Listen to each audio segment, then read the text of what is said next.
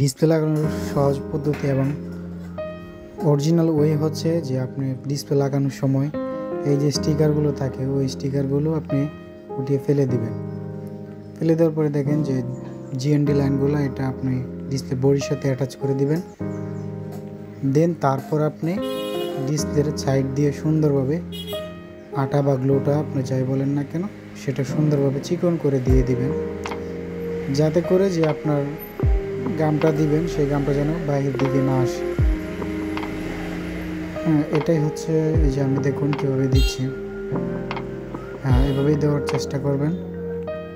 মূলত আপনি যদি বডিতে আটা দেন তাহলে এই আটাটা আপনার ডিসপ্লের দেখা যায় যে ডিসপ্লের ওসিআই গ্লাসের ভিতর দিয়ে অনেক সময় চলে যায়, যার কারণে টাচ উল্টাপাল্টা কাজ করে, নানা সমস্যা হয় এবং ডিসপ্লেটা বেশি দিন টিকসই না, অতি দ্রুত তাড়াতাড়ি ডিসপ্লের গামটা ছুটে যায়।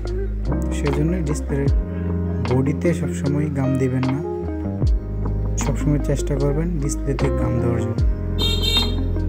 এই যে দেখুন আমি ফিটিং করে নিলাম, দ্যাটস ইট।